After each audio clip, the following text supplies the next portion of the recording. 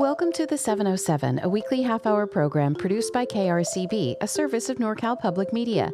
The 707 features voices and stories from your community, stories about second chances, and stories that show how we are connected to each other. I'm your host, Michelle Marques. There's an animal rescue facility adjacent to open land in southwest Santa Rosa where a sense of calm and beauty has been cultivated. All in service of animals who have been abandoned, abused, and forgotten. But once every 3 months or so, it gets loud, joyful, and chaotic as volunteers cheer on Van Arrival Day. Those are volunteers and staff members welcoming the Compassion Without Borders Sprinter van as it completes its trip from Mexico to Santa Rosa with pet crates stacked to the ceiling. Everybody's eager to get off after 2 days. So we've all been in the van for 2 days. We headed out from our shelter in Puerto Penasco yesterday morning. Fabulous batch of dogs. They were total champs. I think we ended up with 41 and 2 cats. So let's go meet some more of them. That's Dr. Christi Camblor, just minutes after finishing a 2-day-long road trip with 41 dogs and 2 cats rescued from Mexico. She and her husband, Moncho, are unloading the van and handing dogs off to waiting volunteers and staff who are ready to put collars and name tags on all of the animals. The dogs are eager to stretch their legs and sniff all of the new things, including my microphone. You want to say something? Oh my God. This is radio, dude. You don't have to be so like. That's amazing. I love it. Come on, want to say something? A little snorty snort. Yeah, I love it. Oh, that's fantastic. That was so cute. That cutie snort is from a French bulldog named Axel. He's getting a collar with a bow tie on it with help from volunteer Maggie Kusama. This is Axel. Axel? Axel. Was Axel the one that was so skinny? Yes. He was really, really, really skinny and so sad. And now he's a little chunky pork roll. Yeah, I know. He's getting his collar. There's a lot of preparation that goes into Van Arrival Day, so let's turn the clock back a few months to my first visit to Compassion Without Borders and a tour with Sharon Sedillo, Director of U.S. Programs and Operations. We're on probably close to 5 acres, and one of the things that Christi and Moncho did when they got this property was, what do we do with all the land that we have? And it was give it back to the dogs. So we took and we broke it down into a variety of different size fields. This is our largest. This is Mowgli's. A lot of times you'll see a bunch of dogs out here running up and down doing a play group. This is where you'll meet with Casey, who's our behavior and training specialist, to meet a couple of our dogs. It's just a beautiful area with all the trees and everything. One of the things that's kind of interesting about our yards is that each of the yards are named after an alumni dog that's been special to staff that has passed on. So it's just kind of how we like to try and honor their memory here. They have a lovely name for their compound. So Metopia is it used to be a chicken farm. That's where we started out. And then it became a dog boarding facility. And then we took it over and made it into our rescue. So we house all of our dogs here, and this is where all of our U.S. programs are located at. A place for mutts, Muttopia. We walk by a large shipping container that keeps their pet food safe from pests. I think we get 25-pound bags of food, and I think we order on average probably 8 a week. Wow. Okay. And that doesn't include the wet food that we also get. So we go through a lot of food. Yeah. Sedillo points to the original farmhouse that came with the property. And in here we have Christi's surgery suite. We take on a lot of medical cases because we're founded by a veterinarian. Gives a lot of dogs a chance to kind of get what they need medically, so then they can go into adoptive homes. We don't have the overhead that a lot of other organizations might have, so it gives some dogs some chances that might not have somewhere else. So back here we have our surgery suite, and then this building houses our foster office, our clinics department, our marketing team, and our development team. We use every square inch of this property. We have our rescue van. If you are on social media and you get to see a van arrival, usually it pulls up, we shut the gates, they open up the doors. They've been driving for maybe 13, 14 hours, with sometimes up to 50 dogs. They open up the doors and so it's like Christmas around here on van arrival day. It's a lot of fun. So you'll get to see that pretty soon. 50% of the time I cry. So it's just very emotional, and it's just really lovely to see when the dogs land here, because we know what the next part of their journey is going to be, and it's going to be a good home.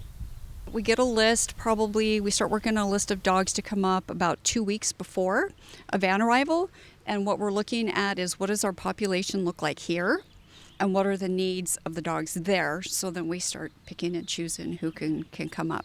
So you are ready and know what the dogs and what their needs are before they get here. Yes, but Christi is notorious for picking up dogs along the way.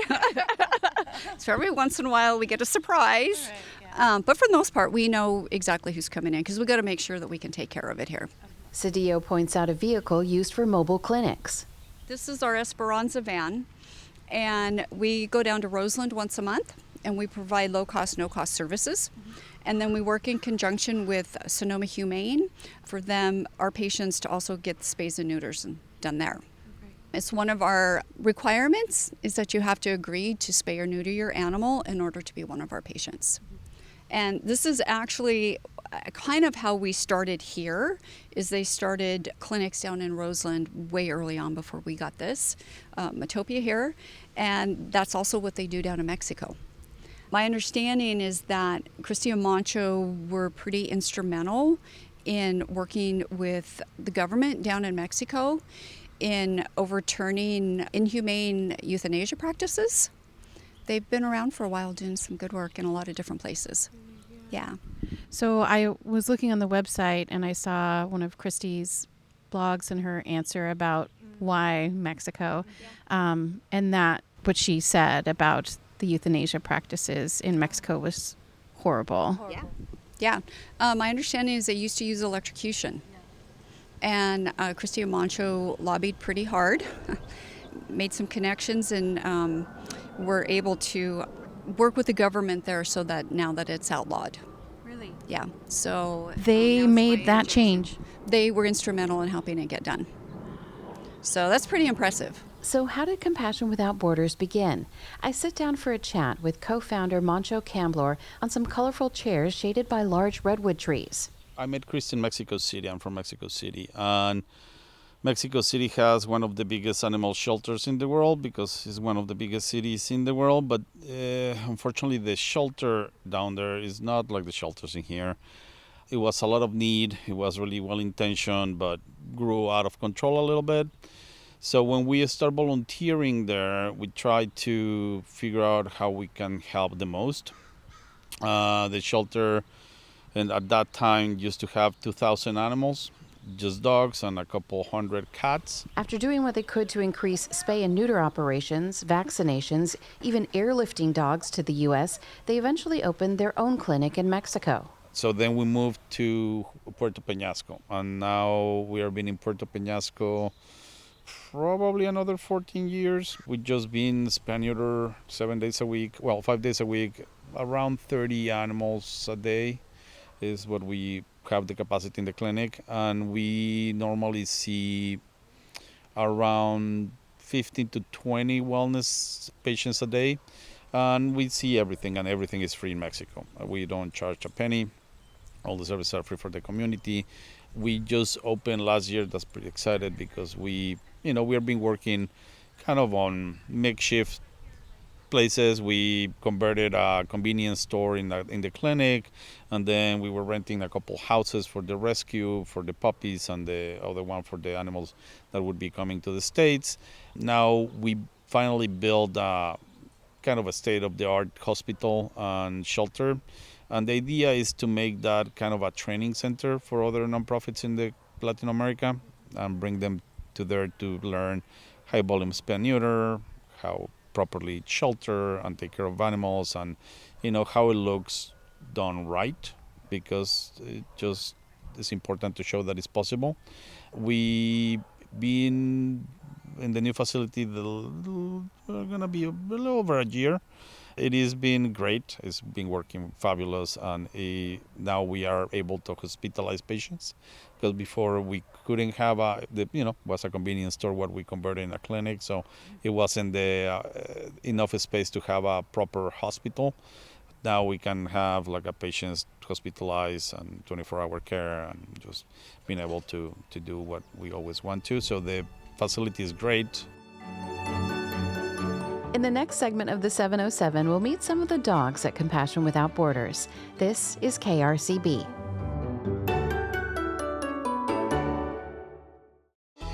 KRCB is Sonoma County's NPR station. Wondering what makes us stand out?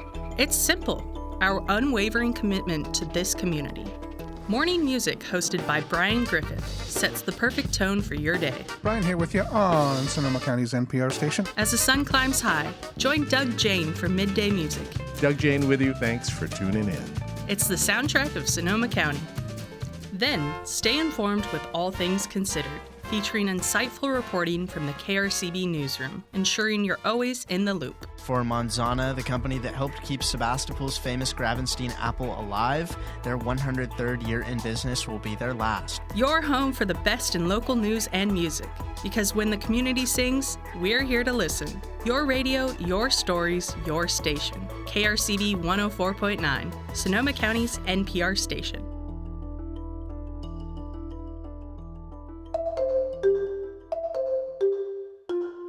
Welcome back to the 707 on KRCB. I'm your host, Michelle Marques. Today's episode is about Compassion Without Borders, an animal rescue operation in southwest Santa Rosa. A few months ago, I took a tour of their operation and asked co-founder Moncho Camblor about the pilgrimage that he and his wife, Dr. Christi Camblor, make every 3 months or so to bring animals back from their clinic in Mexico.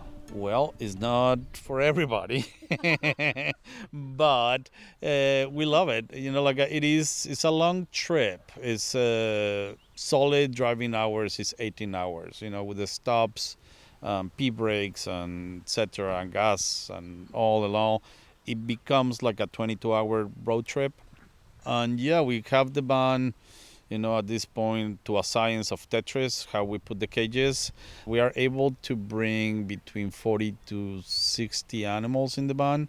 Normally, we cap it between 45 and 50 because it's a lot more humane for the drivers. Normally, when we go to Mexico, we check the programs, we do other work in the community, and then, we turn around, load the van, get all the paperwork for the border crossing, and just drive with them back as fast as we can. No, we sleep on the van with the dogs in the way back.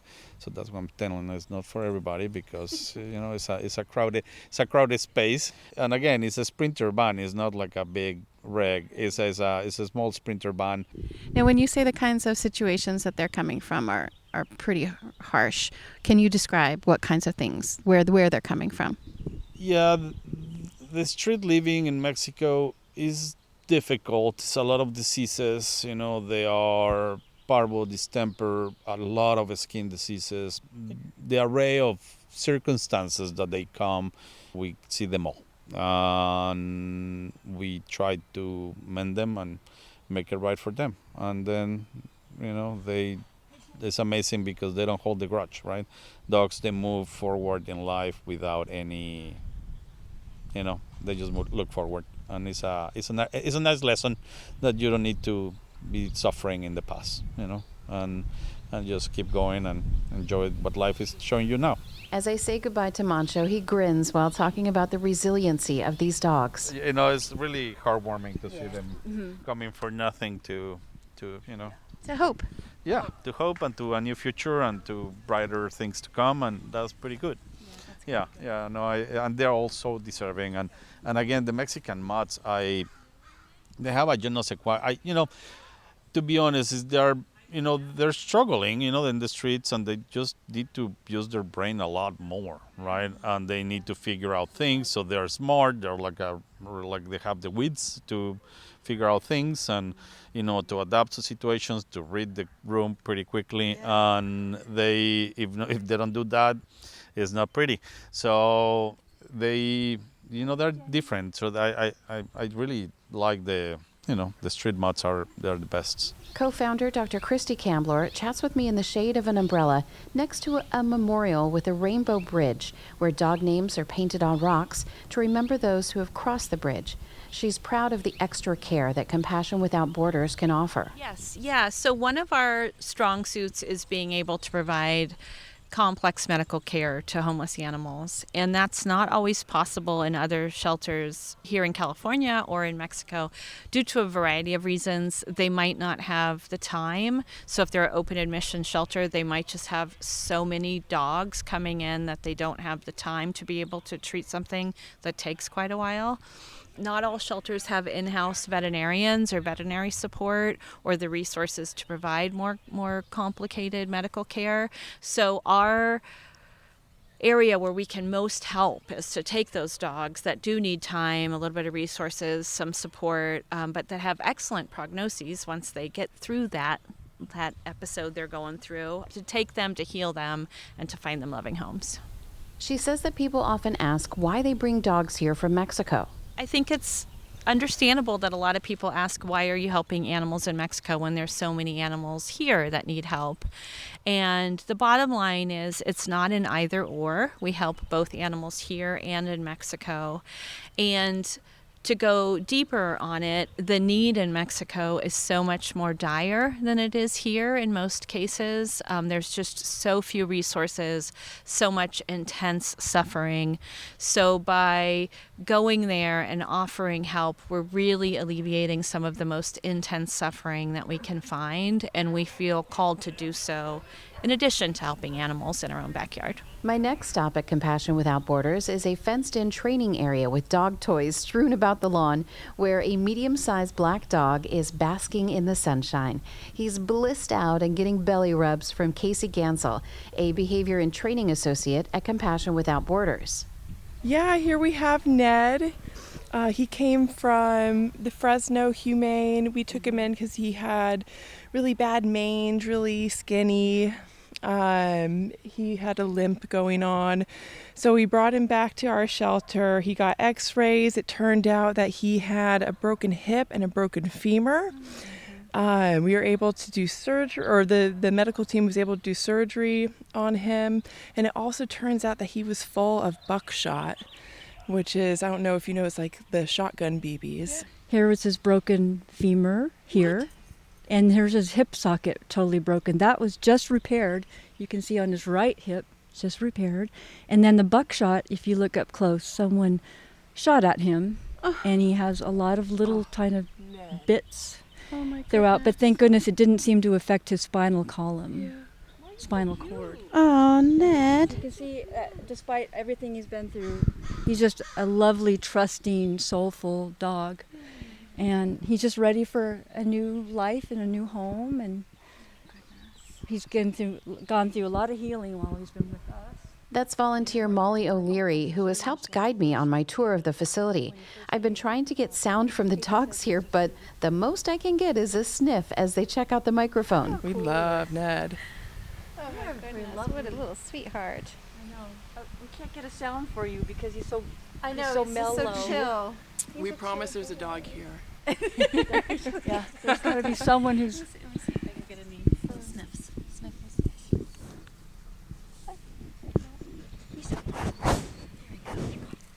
Tail wag. You got a tail wag with that one.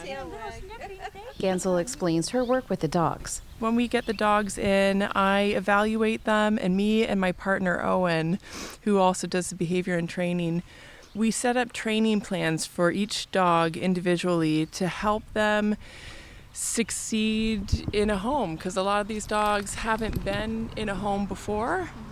And not just that, but every dog is a little bit different, and they all could use a little bit of support to just be the best dog that they can be. It's kind of like dog therapy is what we do. I meet Billy, who has large chemical burns on the side of his body, which are healing nicely, and Billy is a super happy dog. He's a dog that doesn't necessarily want to be around other dogs except for the dogs that he loves, which is his girlfriend Barbie. He loves her, but you can imagine being stuck in a situation where you can't get away from other dogs, that when you finally have the chance, you might not want to be around them anymore. But he is the most friendly dog. He gives sneak attack kisses, so I think he's licked every single person in the mouth. These happy pups are looking for homes, each rescued with the same love and care that Compassion Without Borders shows to every animal they bring in. You can meet them and learn more at cwob.org. I'm your host and producer of this program, Michelle Marques. This show is a service of NorCal Public Media. Our president and CEO is Darren Lachelle.